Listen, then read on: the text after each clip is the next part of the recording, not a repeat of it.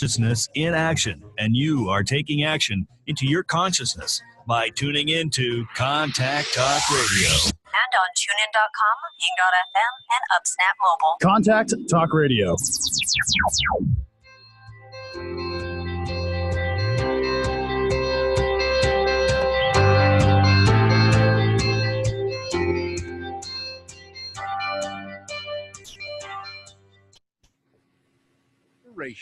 Brave action and heartwarming journeys. This is what the Louise H. Reid Show brings you. Now, here's your host, Louise H. Reid. Hello, everybody, and thank you for joining me once again this wonderful Tuesday. I'm your host, Louise H. Reid. With listeners in over 145 countries and millions of iTunes downloads and ongoing podcasts each month, I'm the fortunate host here every Tuesday at this time to look into the lives of everyday people doing extraordinary things. People who take brave, bold action in pursuit of their dreams and goals and are here to share their journey and learnings to help you do the same in yours. Before we start, I'd like to so sincerely thank you for joining me each week and for providing me the opportunity to share and grow with you. There is nothing more valuable than time, and so I'm honored that you're sharing yours with me. Before we hear from our wonderful guest today, Evans Duren, let me tell you a little bit about him. So Evans discovered his dream and purpose, and it's to serve others through his public speaking, coaching, and writing. Rather than diving into that dream immediately, he followed the path of success as outlined by the world around him. Since then, he has worked with hundreds of clients, suppliers, and organizations across the U.S. as a top sales producer, earning regional and national awards. Evans, through this experience, he's come to understand that business is so much more than revenues and profits. Business has allowed him to engage his clients beyond the transactions, building genuine relationships that blur the line between the marketplace and personal life. Finally, through this, Evans has also realized the person he was chasing was not at all who he needed to be. Now he's on a mission to help others redefine success in their lives as he has in his own, rather than live out someone else's definitions, expectations, and standards. His purpose is to stand alongside them in their victories, losses, struggles, and triumphs. Welcome to the show, Mr. Evans. Hey, Louise. Thank you so much. This is wonderful. So excited. Me as well. And those who know me well, it sounds like you're like the male version of me. So, of course, I'm going to love you. I will take that. Yeah. Let's just be honest about that right now. I'm so excited to be speaking with you for a number of reasons. Yeah. So very, very superficially, your Southern drawl and the way that you speak, I find is very almost meditative. And the person that you've chosen to be and show up as in life is just so solid. I'm really looking forward to exploring how you came to be who you are. Oh man, that's wonderful. Thank you, Louise. So let's start off with perhaps understanding why it was so important for you to find your purpose. So I finished your bio in reading what your purpose is. Tell us a little bit about why that even became a thing for you to start to discover. Yeah, so, I come from a background where I'm the oldest of four sons, right? Had a fantastic childhood, a lot of responsibility early on. And when I went to college, I started studying entrepreneurship and business. And I came from a house, we weren't poor by any stretch, but we didn't have excess, right?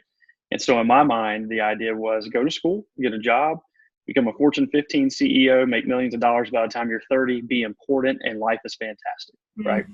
So that was kind of the path that I chose coming out of school. And what's great is I started reading Maxwell and some other people in college. And I said, I really would like to stand on a stage one day and speak with people. But Louise, if I'm being honest with you, at 20 years old, it was very much a self thing. It was like, I want to be that guy that's standing there. I want to talk with people, right? And what's crazy is being in this journey, in this business platform and marketplace over the last 14 years, that's changed from I want to stand before people and speak love and truth to them, right? And be able to have conversations about life beyond the transaction, beyond the profits and the revenues, all wonderful things, right? like we talked about. But as you said there earlier, I've come to realize there's so much more to the marketplace and the business than just those things. So true opportunity to really live alongside people. So over the last 14 years, it's been a lot of ups, a lot of downs, winding turns, and led me to really fully understand, okay, this is your platform. What are you going to do with it? What a great way to start this off. And there's so many paths that we can take. So let's jump into one. Follow your lead. I too believe that knowing your purpose changes everything. You know, and similarly, like you, I went about doing the things that society sort of lays out for us to do here in North America, and certainly elsewhere in Europe as well, and other countries around the world. But I know it's certainly the North American way. And you know, you achieve all is very achievement oriented, which in and of itself is not bad. But in the absence of fulfillment and connection, it's quite empty. And so, you know, I remember trying to start on my journey of finding my purpose, and I was hungry to find that. And I just thought, okay, it's just in the same way that I got my university degree. I just need to check those boxes, get those courses, and there we go, got the degree. I'll just do the same thing to find my purpose. It doesn't work like doesn't quite work like that, right? And it's not just some big thing that kind of happens to you. It's about, I really have learned, it's about everything you've done so far in your life that connects the dots.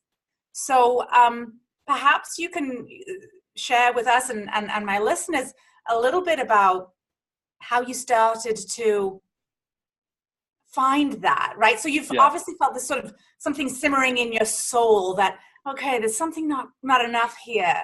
Tell us like what you did next. And I'm sure it was a journey. Yeah, so I wrote down here, if you see me turn away while we're speaking, I wrote down fulfillment and connection. So I'm going to start with that piece.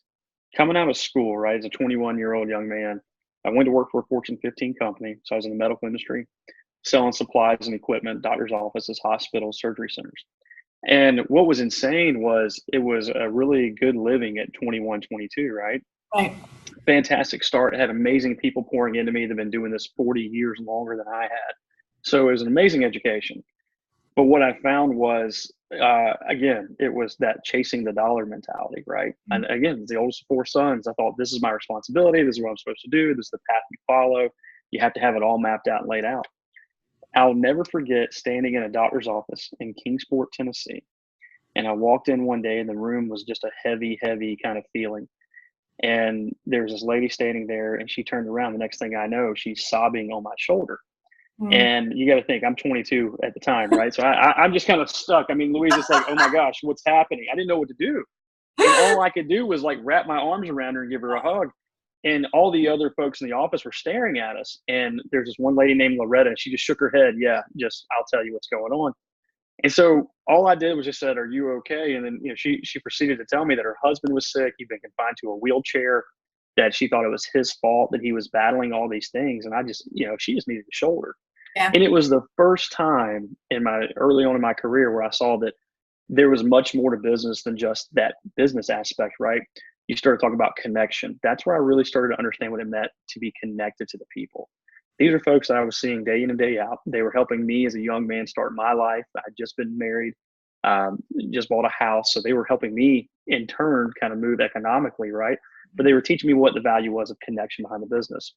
Fast forward over time, I won national honors, stood on stage in front of 500 peers, everybody clapping, rookie of the year.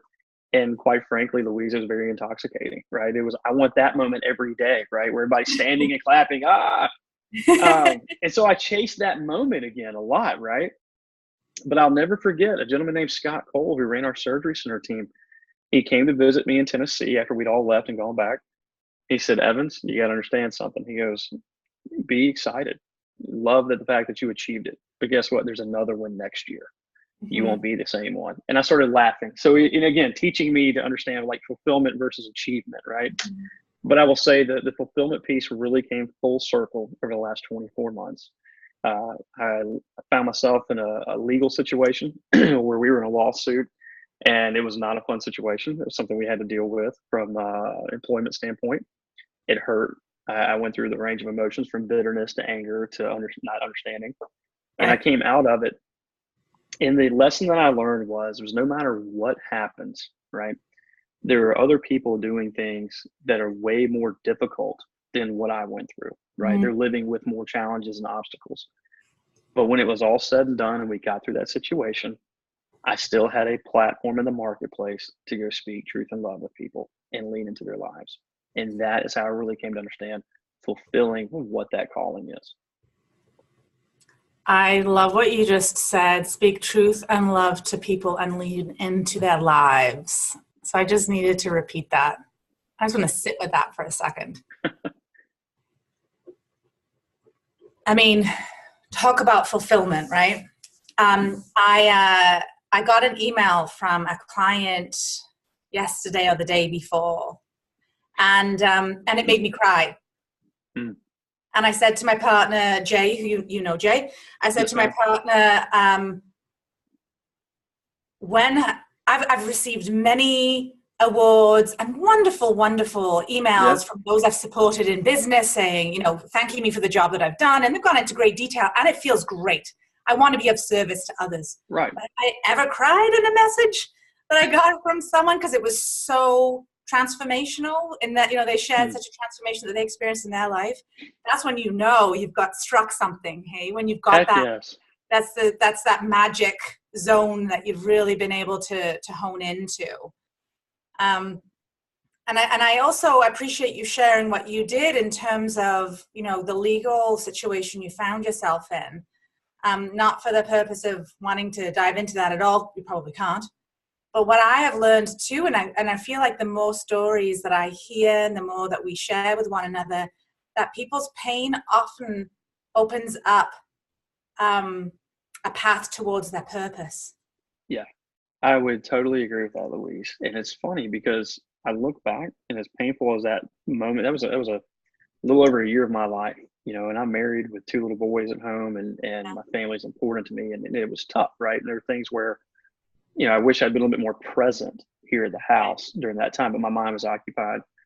But what's crazy is on the back end, I look at it and the silver lining is I'm much better in the marketplace than I ever was prior to that because it forced me to sit back and kind of look at what's going on, right? So if you break it down in a couple different areas, Louise, when I look at it from a business perspective, let's start there, the transactional, relational, working with organizations. It gave me an opportunity to take a step back and say, okay, this is how everybody else is doing business. I don't think I'm doing it that way, but if I am, I want to make some changes and I want to break away from the status quo of how we've done business for the last 30 years. But then on the personal piece too is, again, people say, well, you know, it's just business. And I made a post about this on LinkedIn recently, and I hate that phrase, it's just business, because it's people's reputations. It's their livelihoods. It's how they chase their dreams and goals and use their gifts, skills, and talents. And so for me, it was an opportunity to say, okay, are you fully using those in the marketplace? And if you're not, you better start. And I think for me, Louise, that's where it was just an affirmation of the things that I thought I knew. To say, okay, when you came on the back end of this, Evans, it really clarified what it is you want to do. And that's a journey I've really been on since last February. You know, October 1st of 2017, my uncle had a stroke. November 28th, my grandmother passed away. February of last year, I'm in the doctor's office. Blood pressure through the roof, overweight, all those things. And I hadn't let things go, right? And I was still at that inflection point of bitterness and anger and trying to feed our family. And I sat down and I hired a coach, Fraser Cameron, and we went through an Epic Dads program, and I really enjoyed it. It gave me an opportunity to say, look at yourself as a husband and father first, and then let's work on the rest of these things. But really extrapolating that out, I say, what's your purpose? What are you supposed to be doing, right? Everybody says, why do you do something? And I love that question, why. I think Simon Sinek nailed it, like, why? Start with why. But I think there's another component too that I think we need to address is like, what is it that you want to do? Why do you want to do it? But then it is, what are you supposed to be doing? Right. And I think that's the piece that was missing for me for a while was, what are you supposed to be doing, Evans? And that in and of itself is as tough as that year was. I think I've answered that question. There's someone listening, no doubt, right now who's sitting on the edge of their seat wondering, okay, I would love to answer that question. What am I supposed to be doing? What the hell am I supposed to be doing? Granted, we're not, I know it's a conversation and there's kind of, you know, that has to happen too. but where would you suggest they start? Because I know it's not a quick answer. Where could you suggest to them that they start? There's two places, quite frankly, and I think they're really close to each other. One is that where do you find your passions and desires and those things you excel in, right? Where all this stuff kind of collides. And I described it recently to a gentleman. I was talking with Al Cole on his show, right? And I said how when you kind of lose your breath for a moment, right? When there's things that kind of make your heart beat a little faster. And I know people are going to say, that's kind of crazy sounding. I'm like, yeah, it is crazy sounding, because those are the things that truly excite you. And I think where the passion and those desires and excitement collide, I think there's purpose hidden in there somewhere, right? I think if you can extrapolate that, I think that's an opportunity to really get to it. The other piece is take an inventory of your life at any given moment. I think that's something we completely forget to do in this comparison society in which we live, right? Everybody's compared to everyone else.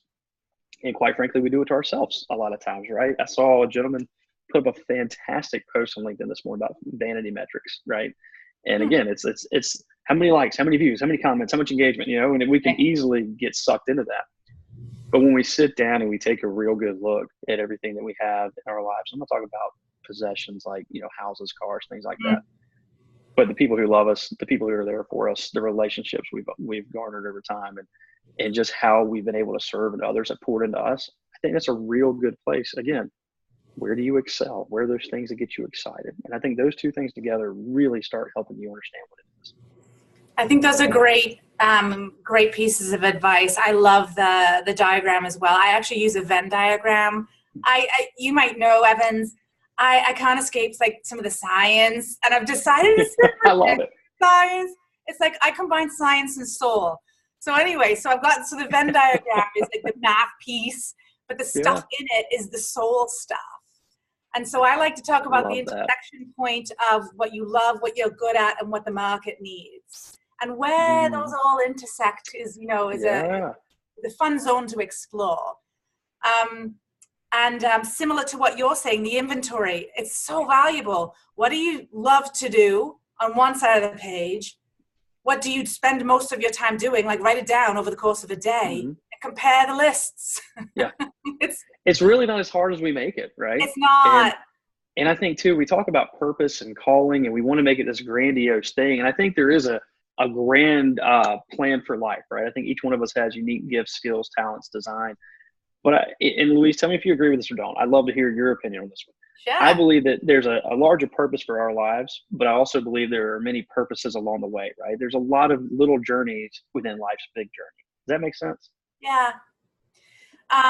So I'm going to answer a comment on that maybe in a couple of ways. One is there's a book that I'm only halfway through, but I've seen the interview. It's a book by Michelle Obama called Becoming. Okay. And it's got no political ties to it not that I'm reading into anyway. And she talks about how you are always in the process of becoming. Mm. And so I loved that. So you sort of just said that, they're like the mini journeys. Yeah. I'm a very visual person. I sort of likened that to, I'm not a mountain climber, but for some reason I've got a mountain climber in my mind. I love it. Yeah, you're good. Yeah. I'm following you. Keep going. Okay. And, you're climbing and you get to base camp. That's a huge achievement, Yeah. And then you take a rest and you sort of take stock of where you're at and you recover and whatever else they do at base camp. And then they keep climbing, right? Because they've not reached the summit. And so wherever the summit may be, Mount Everest is really, really big. And, if you look at that through life, and I think that's a really interesting way. You never arrive. You're always in the process of becoming.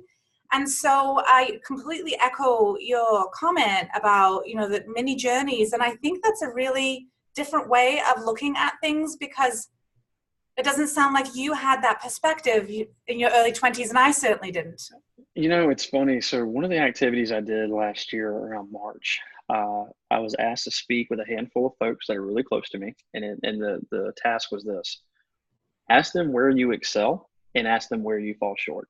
Yeah. Louise, let's be real honest. All I wanted to hear was the good stuff. It's like, tell me how wonderful I am, how great I am, and all this stuff, and I think for a lot of us, we want to hear it. But the reality is we want to hear maybe a little bit less at times, but we need to hear too those other things, right? Yeah. And so I'll never forget, I asked some family, and I asked my wife, and my wife too, she was the first one. And she said, when your back's against the wall, you really just come out swinging. You excel in the moments where you're pinned down and you have to get up and fight, basically. My father talked about being his foxhole buddy, right? I've had other people that said, Evans, you want to be a part of other people's lives. But then the hard part, Louise, was like, where do you not excel? Mm-hmm. And my father said, you live life too much like you're trying to get to the end of the race. Like you want to get to that end point. And he's like, it's not this sprint, right? We've all heard it's a marathon, Yeah. But he's like, you need to learn how to enjoy the day a little bit more, right? And Yeah. quit carrying the weight of the world on your shoulders at times, and enjoy the day, and don't try to get to that next thing. I'm an achievement-driven individual. I love, Louise, when somebody says, hey, you can't do that. And I go, oh yeah, let's see, right? But I've got to be careful with that because that can lead to problems, right? So yeah, no, it took me a long time to go from a journey mindset, or to a journey mindset, from what's that next moment? Just like I told you, when I was 22, 23, standing on stage, that was that moment I wanted and craved, right? Was to have those highs. I didn't want to go through the lows and the twists and turns. Yeah. And that was just not the way life works.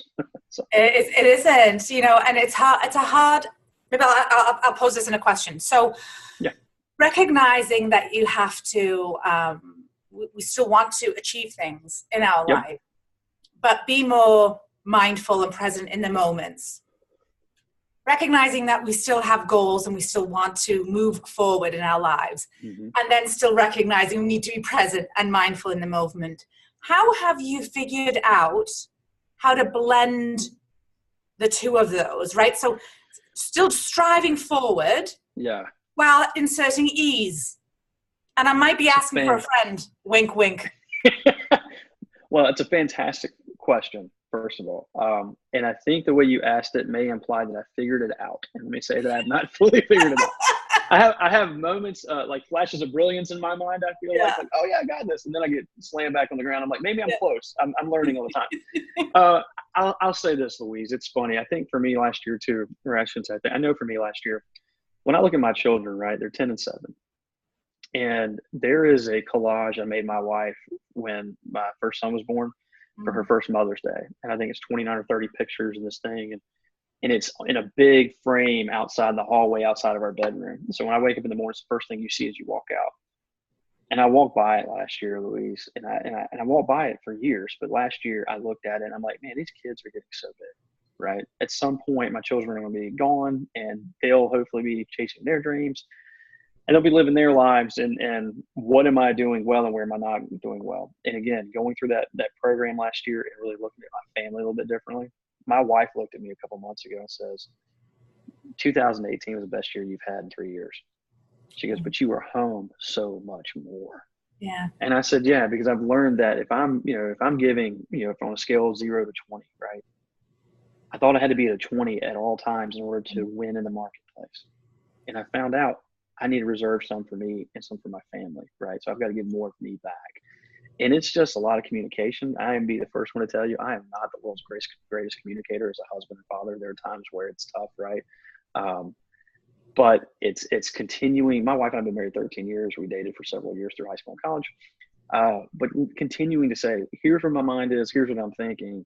Am I right? And getting that outside perspective. Yeah. And the other piece, Louise, is just having that handful of people you can reach out to when you're like, all right, something is not clicking. Help me out. And I've got a handful of those folks I can call at 2 a.m, right? So a little bit of a long answer, but I hope that helps.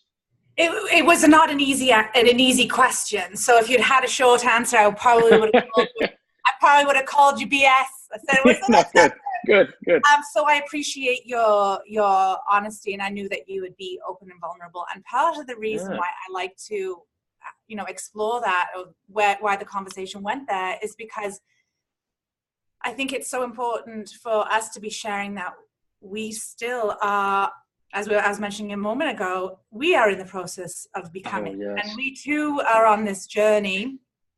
We're all on different journeys. Yeah. And we don't ever get it right per se, but we're, striving. I also, I have a coach. I will always have a coach. And I actually speak with her every day. And she is the one that helps me keep that balance between driving and ease. And I've never had a coach like that before. I'd always, it was once a week.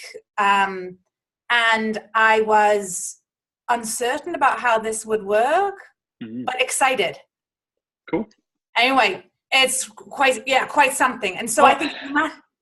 Yeah, and I think too, if I can, Louise, I think the other piece of that is we have this perception that everybody's always turned up to a 100, right? We're always level 100, right? Yeah. And the reality is you can't be. I mean, that's just not possible. But two, you've got to find time to just breathe. And I think we just run. And again, like I said earlier, I was always looking for that next big thing. And don't get me wrong, I'm still excited about those big events that pop up in life and those big opportunities, right? But continuing to say, okay, be good in the moment today to take a breath.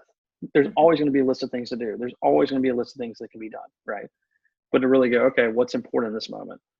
I enjoy working. I truly enjoy working, right? And I know I can do it way too many hours a day if I allow myself.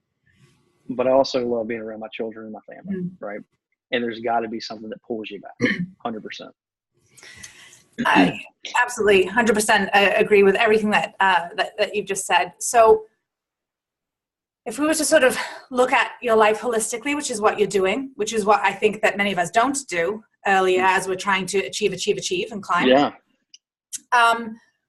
What does success look like for you now? How would you define success in your life? Well, and I think this is a great question because, I'm a big fan of the idea of redefining success, right? I know we've talked about that, and that's kind of my your thing. My purpose with all of this. Yeah, I mean, it's redefining success. And for me, it's funny, Louise, because for so long it was living to meet other people's expectations, standards, and definitions, right? You're in sales, you're this, you're that, and this is what you're supposed to do, and you're supposed to produce. And my own value and worth got wrapped up into how much I produced for my company and how much I was able to do for my family and all these things. The outside stuff. Yeah, it was all the stuff that you take on, right? And that you allow. I heard somebody say it the other day and I'm going to botch this a little bit, but the idea was it's not the boat that sinks. It's when the water gets in the boat and you allow the things outside to get in, right? The boat's not the problem. It's the things coming in the boat. Cool. And that's where I was. So for me, quite frankly, Louise, it's pretty black and white. Success for me is continuing to live where I love my family. I'm raising my sons into God-fearing young men. I am here to support my wife as I said I would day one. And when it's all said and done, I'm serving other people. My purpose is to serve people. It comes in a lot of different flavors and shapes and forms. Sometimes it's a retreat. Sometimes it's coaching. Sometimes it's walking into an office and someone crying on my shoulder, right? But success is living alongside other people in their lives and serving them however I see that I can. That's really it. That's really beautiful. I'd like to share with you, if I may, when I'm very spiritual. I'm not necessarily religious. Okay. But I do some reflections every morning, and I do some meditating, and I always end it with, who do I need to serve today? I love that. I think I've said for years, a life lived without making a difference is a life wasted. And I think that's because we can live for ourselves. And it doesn't matter what you believe or who you believe in or what, they take all that aside. That's a whole nother conversation. Yeah. But we all have opportunities and choices to make regardless of what we believe. And it's very easy to get wrapped up in self. And the funny thing is we think it's hard to serve other people at times. And it's really quite simple as well to do a just kind little thing to help someone out right in a moment. So I just think that, again, success for me is all about serving other people and leveraging those skills and talents and time. It's so enriching. I'm a really big fan of someone called Martin Seligman. He's been touted as the father of positive psychology. And he talks a lot about, he's got this tool or this practice that I use actually that underpins my coaching stuff. And that is achievement is one of the things that creates a happy, well-lived life. But that meaning is another thing, right? Meaning in relationships. And it sounds so obvious when you say it. But how often do we engage in these types of conversations? And how often do we reflect on that? So if we think of, if you think back to maybe the last year and a half, so the time in which that you've worked with Fraser. So since then, what's the biggest obstacle that you've had to overcome over this new sort of journey, this mini journey in your life? Yeah. I think there's this, and I wrote it and I looked up right here because of my wall behind where I'm looking through my phone. I've got this written down on a little board, and it says, do something significant in order to be significant. Right. And that was what I lived by for a long time. And that was this idea where, again, going back to, 18, 20 years old, reading Maxwell, wanting to speak with people, I equated significance to income, to production, to being able to say, I accomplished this thing. Right. And what's funny is when you really start saying, hey, I want to coach and I want to speak and I want to run retreats and I want to talk about redefining success and I want to do things differently, and you start putting out there publicly, the biggest thing for me to overcome originally was, does it matter, right? Who cares? You're not a Fortune 15 CEO. You're not an athlete, at least not a professional one. Maybe in my mind. Yeah, my 7-year-old thinks I'm a great basketball player, but but you're not these things, right? And so you start with, well, you're not this, and to be able to change that, but you are these things, right? And I think that was the first hurdle that really hit me, and it was difficult to overcome in the beginning. And I think there's still those days where the comparison can creep in, but to continue to push forward. There's a very wise man that you may know that told me one time, he said, hey, look, Evans, he said, if you take a step, but you only step an inch, is it still a step forward? And I said, yeah, it is. He goes, okay, that's forward progress. Keep stepping, right? Yeah. So, it's amazing. But yeah, that was the biggest one for sure. Yeah. Thank you for sharing that. And so I know that there are many people who are sort of at a crossroads in their life, teetering perhaps on making change in their own life. And so I bring this up now because I think what you just shared is so, so valuable for those listeners. A baby step, an inch, whatever you want to call it, movement is progress. And I think that my coach asks me, and I find this really valuable. She says, what's the next best move? What's the next best action? And then it's like, oh, okay, I know that. We're trying to build a rocket ship in the context of a conversation. We're trying to solve a massive problem. Yeah. I shouldn't say massive, but a big problem that's got lots of parts to it. And it's very easy to get overwhelmed. What's the next best step? Yeah. Usually know that we can usually figure that out. Yeah, but Louise, here's the other thing too, right? A lot of times, let's equate it to a race. We see people crossing the finish line. We never saw even when they got in the blocks. We didn't see before. Like, we only see that end piece, right? And we do the same thing. Like, let's build this rocket ship right now. Yes. It's like, it is 11:30. I've got 25 minutes until I need, you know what I'm saying? It's like, why can't I get this done? I can do anything, right? And it's silly. It really is. But I think it's important to have people there to help us break it down to chunks. It's true. It's true. Yeah. I even think about, and I've used this analogy quite a few times, and I think about when I was in high school, which was a little while ago now, about when I would have to write an essay. I didn't write the final draft of the essay the first go around. I'd write my thesis, and then you write the points that, the main points you want to convey. You might submit that to your teacher to get some feedback, and then you start the framework of the essay, you get peer reviews, and really life's kind of like that, it's taking some twists. You're a much better student than I was, first of all, but yes. I love it. But you're absolutely right. It's taking those pieces, and it's funny, I look at my life right now, right? And I'm looking at this redefined message. And it's crazy because I can see the steps and the progress, but I see the steps that are yet to be taken, right? Yeah. And I think it's the other piece. People want to act like, I don't like going and seeing social media ads where it's like, oh, if you do this, you'll have this. And it's like, you'll get there. And I struggle with that because even those people are still taking steps themselves, right? Yeah. I haven't taken the last step. I know what the last part of this redefined journey is for me. And I'm working on figuring out what that looks like, right? And so it's like you said, I think it's taking it, putting it down and going, okay, start navigating, right? It's a navigation, quite frankly. Yeah. And to get to that point. But what's crazy is there's no fixed point in time.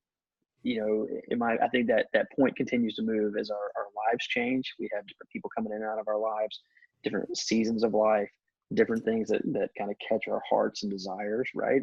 So I think it's a continuous navigation through this journey, but I love how you said it. And if I was a better student, I'd probably have done it the way you just mentioned.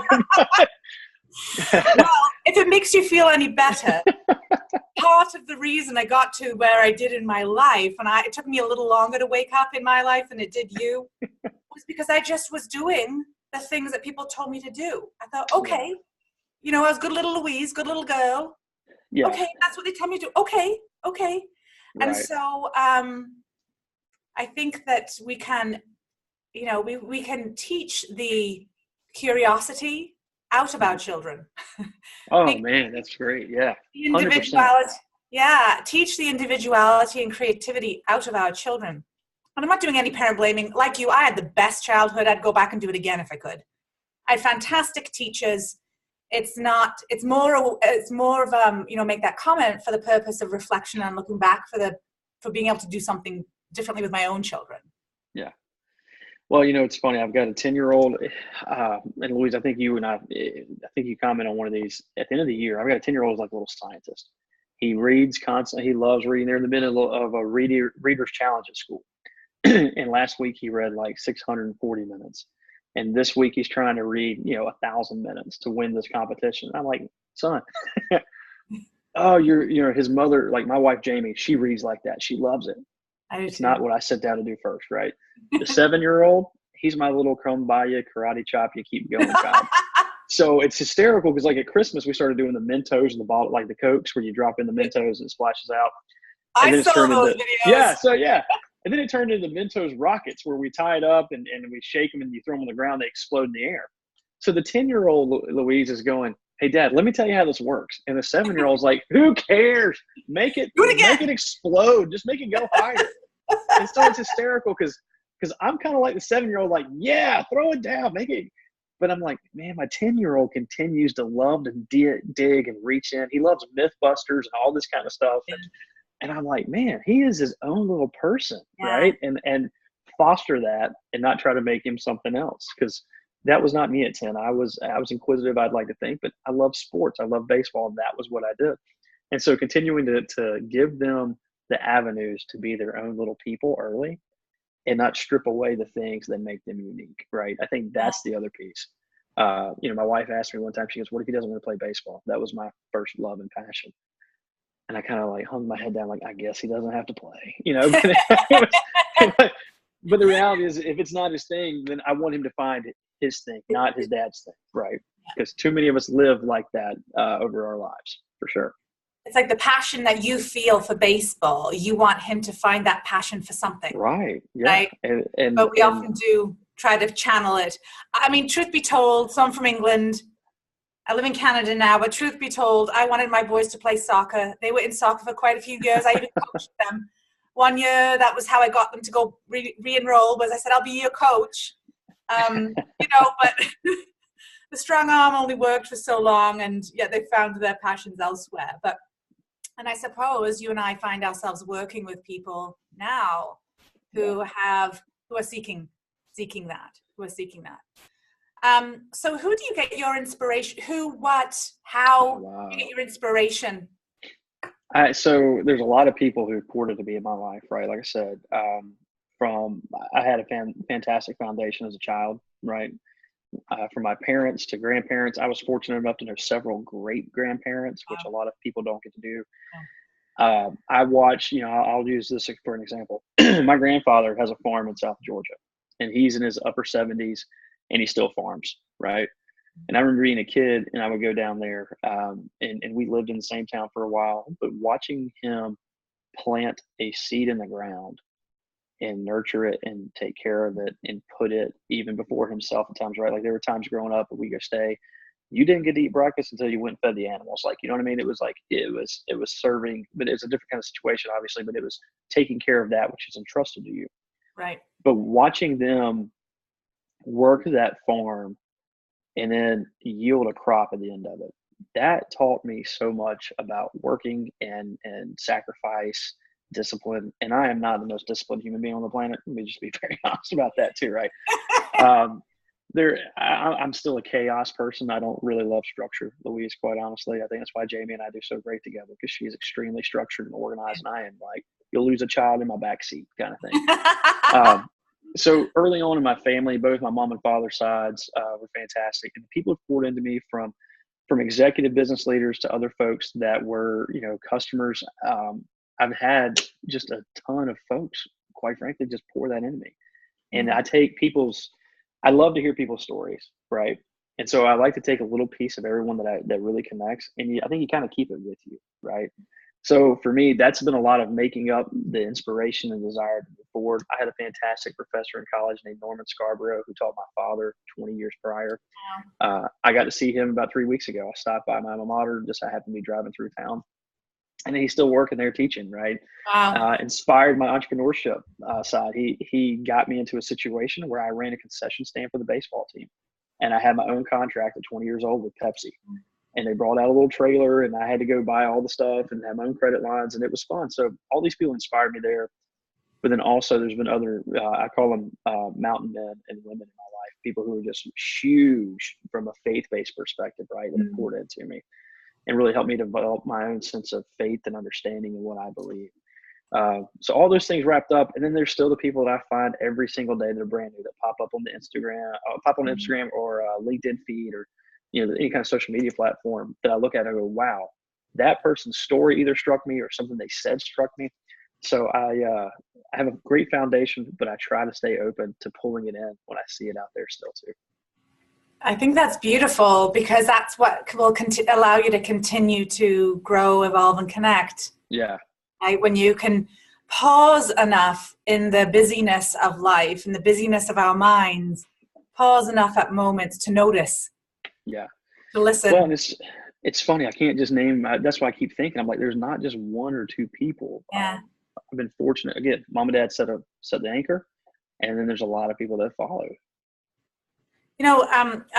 You mentioned earlier, you quoted something and said you're going to maybe slaughter it. I'm going to slaughter this one, and this is even more common. But there's the saying about it takes a village to raise a child.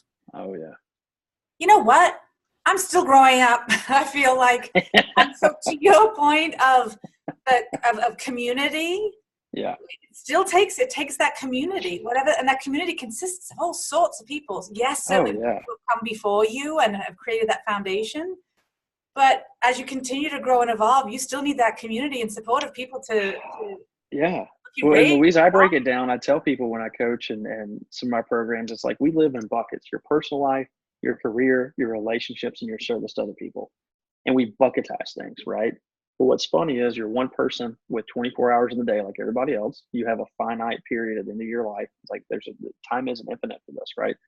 So rather than living in individual buckets and isolation, how do we bring them all together? And I think that's where that piece comes back to my mind. Like you just said, this community where I want those people that I work with to be a part of my life. I want to let them in behind that wall, right? I want those people that I serve that I don't know real well yet. I want to get to know them better, right? And the relationships, and then those things in my personal life, my health and everything else, and let it blend together and be okay asking for help too, right? Like that's one of the hardest things on the planet to do. But my wife and I say it all the time, like we want our children to be fed, but we need to be fed too. That's important for all of us. It so is. I am so much yes to what you just said. I do some HR consulting still, focused specifically on leadership development and equity and gender equity. But there's one company that I still do consulting with just on a general HR basis, and they will never be able to get rid of me. I tell them this all the time. They're never going to be able to they're actually going to have to physically remove me from the building, because it's the first organization that I've ever worked with. And I started with this startup company before they actually hired their first employees. Okay. They've absolutely brought human back. They brought the human to human resources. Love it. I left corporate HR because I saw no humanity in it all. No. And so I think that's why I resonate so much with your message as well. In terms of bringing your whole self to work. I think Mike Robbins is someone I had on the radio, on the show once, and he's got a book, I think, that's entitled that. Wearing masks is tiring and is exhausting, and it serves no one. Yeah. It doesn't serve self, it doesn't serve family, and it doesn't serve the organization who's paying you to do a job. So Right. how do we start doing that? It's interesting. I think we have to be real honest with ourselves about who we are, right? There's a story, and I'm going to share a story, and it's a story from the Bible, and I'm not trying to be all religious, but this is the best way I know to describe it if I can. Go for it. There's a story in the Bible where Jacob wrestles with God, right? And God says, "What is your name?" And he says Jacob. It's not because he didn't know his name; it's because he had to confront who he was, right? Yeah. His name meant deceiver. He was a manipulator. All these different things. So I think there's this part where we have to start confronting who are we. What do we want to do? What are we supposed to do? Where have we fallen short? Where have we not hit the mark? But where have we excelled, right? Mm-hmm. So confronting our own unique creation, if you will, right? Mm-hmm. So if you take that, all right, well, I'm good at sales. I love people. These are the things I want to do. I'm not very organized, right? Thank goodness my wife owns her own company where she does organization. So it's like, but this is confronting who am I, right? I struggle in these areas, right? I excel in these. And when I take that, and again, blending that personal relationships, career, and service, and blend that together and taking it with you, I think that really allows you to start removing that mask, right? Because we all want to put it on. Think about the first time you went, like day one of a job. You want to fit in, but you want to be yourself, right? You want to be able to assimilate and mix in with a group of people and be part of the company. You want to stand out, but you also want to be one of the team, right? So the best way to do that is not to say, well, all of a sudden I'll put the jersey on and now I'm on the team, right? You still got to be that unique player that walks in the door. And I think that right there and that communication, I'm very fortunate, Louise. I still carry a bag and work in sales for a company in addition to owning my own business, right? And it's just a very direct, frank conversation about, hey guys, this is what I want to do. What do you think? And lo and behold, my organization's at Evans, we love it. We love what you do here. You're a top producer, and we want to give you more responsibilities, but we want you to do the things that bring you to life outside of this business. And I think that's where it really starts. Lo and behold, imagine this, you're fueled and fulfilled in another part of your life and you bring it. And all of a sudden, yes. I mean, yes. Wow, who would know, right? And then everybody wins, right? They do. But I joke with that, but I do want to certainly say, kudos to the organization that you do sales with for recognizing that, because while that seems very obvious to us, it is not a very common sort of model and approach. Completely agree. And so, let's talk about something that holds a lot of people back, and this will probably be like the last kind of topic we jump into. Although we could have spent the entire hour on this, and that's fear. Mm-hmm. Fear holds us back. Fear keeps us safe and has allowed us to remain on this earth if we go back, millions of years. But it often doesn't serve us. Mm-hmm. And so, I love the story. I'll get to the question in a second. I love the story that you just shared in terms of approaching your employer and saying, yeah, I still want to work with you. But this is also who I am and my passion. I want to do both. I imagine there's someone listening right now, and perhaps you felt this too, that thinks, I want to do that too, but I'm scared. Talk to us a little bit about how you'd encourage that person who's listening right now with that thought, how to start to break that down and tackle that. There's only a few finite ways this can happen, right? So if you walk into an employer and you say, hey, I want to have an honest conversation. These are the things that I'm passionate about that drive me in addition to the business. Only a couple things are going to happen. They're either going to say, hey, that's great, do it. And they're going to mean it and support it. They're going to say, pick one or the other, or they're going to say, nope, you're fired, right? I mean, that's an extreme one. Yeah. Or maybe they'll say, well, let's talk more. But there's finite things that will happen.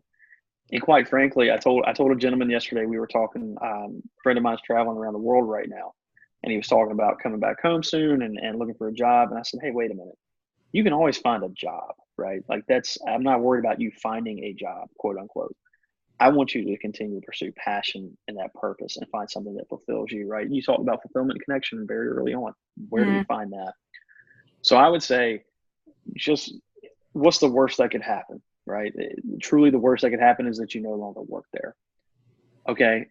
Would that truly be the worst thing that ever happened in life? Probably not. So it's looking at that and putting it back into perspective. And quite frankly, I'm really starting to look at other organizations and say, if they don't support who you are as a holistic individual, even outside their walls, maybe it's time to question that organization that you're a part of. So I think that goes back to that old way of doing business, that old way of business is just business, right? I just struggle with that, Louise, completely. Yeah, and if I may, I'd love to end this little piece on fear with one of my favorite quotes. I'm going to read it because I can't remember it. Okay. So, and the day came when the risk to remain closed in a bud became more painful than the risk it took to blossom. Wow. And that's like that tipping point, right? That tipping point. And so I just thought that was so appropriate to share that based on what it is. That was beautiful. Shared in response. Thank you. I joke, if my memory stays with me well enough, which is questionable at the best of times right now, I joke that should I have the good fortune of living to the age of 90, I'm going to be speaking only in cliches and quotes. That'd be fantastic. That's going to be Louise. And wasn't there a movie on that? And Louise, we will have a weekly call. That'll be something we do every week. I want to reach out and see which one it is that week. That's fantastic. Yeah, I love it.